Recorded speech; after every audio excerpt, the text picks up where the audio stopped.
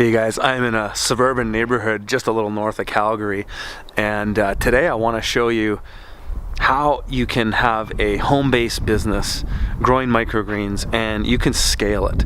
These guys here, this operation is called Micro Acres, and these guys are doing about $10,000 a month in revenue for their microgreen, and it's two people running it, a husband and wife team, working about 40 hours a week, and they're doing those kind of numbers in their basement. So we're gonna go check this basement out and see what it's all about.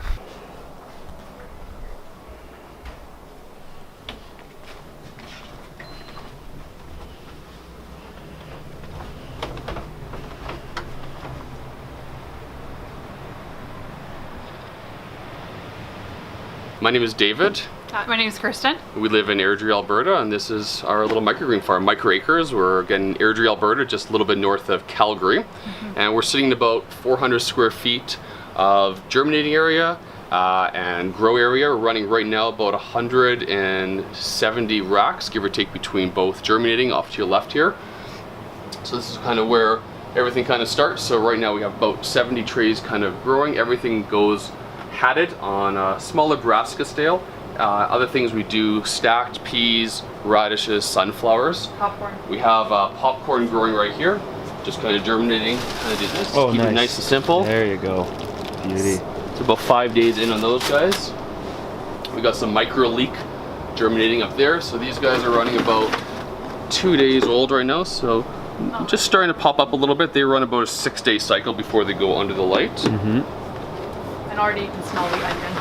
Yeah.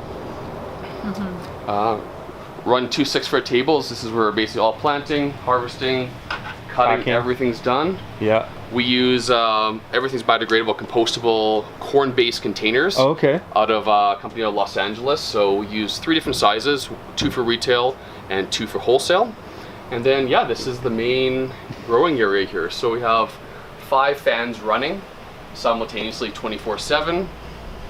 One of Kirst's favorites here, he just shows here, is our micro leek, which is growing quite nicely right now. So these ones are running at about 2 weeks right now, and these guys are running at 9 days. So you're seeing about actually 2 inches of growth within that.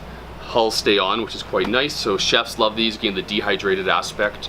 2 is that little crunch, sweet scallion. A little bit of wheatgrass we have kind of going out, so we actually supply University of Calgary actually takes quite a bit of our product, as they developed a whole new program for bringing health nutrition to the students. So they did a big revamp last year and added a bunch of food stations. So we do about 9 different greens to them, one of them being wheatgrass, so they can do the juicing, radishes, broccoli, and they're adding that really cool culture of healthy microgreens to their products instead of having the typical cafeteria food, pizzas, the brown golden crust stuff, right? So it's really nice to be able to work with them and work with their chefs. And we're seeing that a lot in the Calgary region, is that chefs are starting to love microgreens as a nutritional valuation, but also an approachable, affordable price. Yeah, and so that's your background is in culinary, and so you've got sort of an in with these guys in a way, and you speak their language. It certainly helped understanding my background. I operated restaurants for the last 15 years, built them, general managed them, so I had the opportunity to work with chefs, understanding food costs, understanding where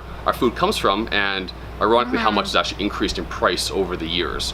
So that's one thing we try to mitigate here at the farm, is to bring local fresh product, but at a very foundational base root price. So we're undercutting a lot of the competition by about half, and we're still making 80% margins on a lot of respect. Yeah. Because understand the culture, understand how to bring that to the table through chefs, through general subscriptions, through our retail clients, through our farmers markets. It's not about competition necessarily. It's for us, it's bringing just a good product to the table for families, to chefs, to students, on a multi different aspects. So on the production side, you were saying you're averaging around $25 a flat, give or take. Yeah. So and you're doing like 250 flats a week. So that's incredible. Pretty good, That's incredible. And you guys are still working. Other jobs, and then you're doing this. What you said, was it 40 hours a week? Right now we run about 40 hours a week outside of the the usual nighttime social media, Facebook and Instagram. But that includes our delivery time, our cutting time, everything. And that's 40 hours cumulative between the 2 of us. Okay, that's about 40 hours each. 2 of you. Yeah. Oh, that's even better. Yeah, so that's 40 hours combined total between harvesting, cutting, deliveries. Again, all the deliveries. Today I did 5 hours of deliveries for almost 30 restaurants. Because Yeah. they're all within probably about 5 square miles of each other, relatively speaking. Yeah. Wow. So we choose a lot of our restaurants on that basis so we can kind of hit one after another to really mitigate our labor. And that's a lot of the reasons we choose what we choose, so we can kind of save the overhead, save the labor, which then trickles down essentially to the consumer, whether it's a chef, a retailer, or just our neighbor. Yeah, yeah. So one question I know some people are going to ask is, I know the answer, but I want you to get it on camera, is why you're using 2-inch deep flats opposed to 1-inch deep. Most microgreen growers use 1-inch deep flats, myself included.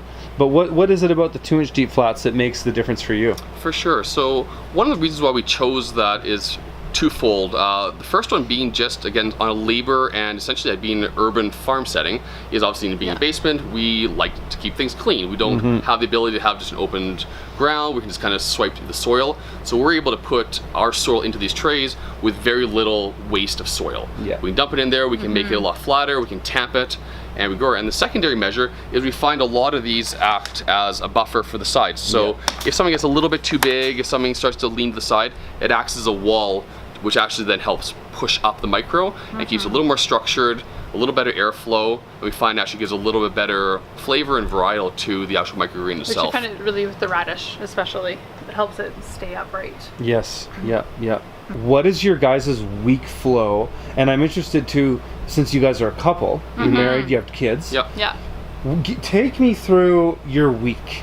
Like, For I sure. want to know, how do you balance it all out? Yep. Like, kind of take me through the Monday to, do you have weekends off? Like, take me through your sort of average week, how you're balancing that between your day sure. jobs and all that stuff. Yep. So basically let's start off on Monday. So Monday's an admin day. So I've taken essentially Sunday, Monday, Tuesday off my full-time job to structure what we do. But Monday's an admin day, so catching up with invoices, reaching out to new chefs, essentially structuring out our week. Taking meetings. Taking things like that. meetings. So today's my meetings in town. I always, again, try to minimize the labor aspect. So I always do labors either on my midday or I do it after my deliveries. So I'm already in town. Calgary's about 20 miles out from where we are. So it gives us an opportunity to kind of, again, circumnavigate other aspects so we can kind of save our time. Tuesday is bright and early. We're up by 3 a.m. and we do all our cutting. So we cut from 3 a.m. to about 6 a.m. Yeah. And we can cut about 90 trays in the time, and that's including packaging. So the net, our daughters are both up at 6:30, So and then we're basically free to Right. Be parents. to be parents. Exactly. So To an get hour them and a ready half for school, things every like school, that. breakfast for us to enjoy that family. There's got to be that balance in life, and that's what I've learned. Running restaurants, you know, you're running 18-hour days. Forget it. I Yeah. don't mind running 18-hour days as long as there's like a purpose behind it. But this is Yeah. in our own home. Our kids are down here. They're able to test product. So all those. So then Tuesday, basically, I head out and go into the restaurants into Calgary, head all over Southern Alberta for that. Back probably by about noon if I don't have any meetings. And the rest of Tuesday is just cleaning up, managing the farm, and setting that forward. On Tuesday afternoons, I head out to our local clients here in Airdrie For and our do subscriptions. our monthly subscription drop-offs. So it's weekly subscriptions. They come with us, they order whatever they want, and I will drop to their door free of charge. So we've about 2 hours of delivery time usually. That's a big day. We did Yeah, about was Tuesday, 25. Tuesday's a big day. We did about Tuesday's a big day, we did about yeah. 25 today, 25, 30. Yeah, I did about 30 drop-offs today in about 2 hours. So we did run a bit of a sale, so we had some more drop-offs as a result of that.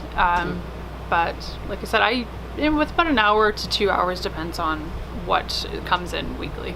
Wow. Then Wednesday's just day. I'm at my other full-time job.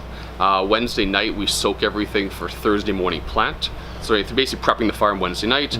Thursday morning back at it up by about 3, 4 in the morning, and kind of get everything done. So we run Thursdays, our smaller ones. We run about 70 to 80 trays planting on that day. We also cycle out all the ones that are in the germinating to the light. So kind of everything we do over a 7-day period is designed around our 9 to 10 day rotation. So we're down the farm doing the cutting at the same time. If I'm doing all the planting, Kira can be doing the germinating and getting Do all things in the the light. watering and things like that. Right, so there's never a time there's not one of us working. So we're always on a rotational cyclical base. Yeah. So we're mitigating the labor on using both of our labor hours the best we can. Yeah. Thursday again is cutting or planting in the morning. Same thing, our girls are up by Yeah. 6:30. So And then- that's the goal is to be done by then. Yeah, and the Thursday afternoon to Saturday evening, really nothing goes on except just tending to the farm. Usual watering and checking for premises, Yeah. all the usual stuff for that. Then back at Saturday night, we do all of the, again, soaking for the Sunday morning, which is our secondary plant. Again, up at it at about 3 in the morning, do all the planting on Sunday, and then we do all the cutting as well for delivery. So that's Sunday's another big day. Another big day for delivery. I deliver out to just outside of Alberta, or outside of Calgary, to Canmore and Cochrane, and then that provides some of the hotels in Western Alberta for that, and then come back, and then we have the Sunday afternoon off. So why did you choose to do it that way? Was it because just having delivery day, like Sunday seems like a strange day to do that? For sure. Is that just because you had to line it up on certain delivery days just to make the whole thing work with everything else you do? Part and parcel. Part of it is that a lot of, again, my back would be restaurants. All chefs want deliveries Thursday, Friday. So weekends are busy. That's why they love it. But we're running 10-day shelf life on our micros on a minimum. We can run 3 weeks on our pea shoots, but we actually set everything up on a weekly standing par. So all of our chefs get everything. So it's a very different, we're changing how restaurants actually receive a lot of their produce. Right. So we can get it fresh in the week. So on Monday as a client, if you're going to a restaurant, you're getting fresh product. But we also know on Friday, it has the exact same quality and consistency as was received on the Monday. Sunday you also did, originally was a day off. Right. For you, so it was from your weekly job. Yep. Sunday was a day off. So it was a day to be able to throw everything in, get it all done. Two-fold process. And then restaurants love it on Sundays. And they love it. We do some really unique places. We do some high-end bars, lounges. We're looking outside the box of just restaurants, where most people don't approach a sports bar, but these guys have the opportunity to take some great product, but nobody talks to them outside of the typical purveyors for produce in Canada. And a lot of restaurants are actually closed on Mondays in Calgary. Yep. So we moved it to a Sunday so that they get fresh produce Sunday, or they get it on the Tuesday afterwards. Yep, exactly. Wow. Very cool. If people want to follow you guys, what's the best way to do that? Twofold. The best would be Instagram. So at microacres is our main one. So that's where we do a lot of pictures in the farm. That also goes onto our Facebook, which is obviously just at microacres as well. Those are the best ways to kind of track our farm, see what we're doing. We put out, nutritional evaluation. But the biggest thing is, really focusing on the microgreens and how they're coming to the community, the pictures, and getting some unique microgreens that are not just the typical pea shoot, sunflower. We want to bring stuff to the market that people have heard about, they see, but at the same time, they're really easy and approachable to grow. And then they offer a great new market for, you to bring to, chefs, to restaurants, to retailers that have unique flavors. Something like spicy, they can choose this. It doesn't have to be just arugula. It can be mustards and radishes and really neat different varietals. So, so that's what we really do through our Instagram, is to kind of bring about some unique aspects, and always show pictures of the farm, always posting every day, different aspects of it, different ways we grow, our lights, our trays. Again, to bring this to the average farm. That's all it is here. We're an average farm. We love what we do. We like growing, and keep it simple. Awesome. That's it. Yeah.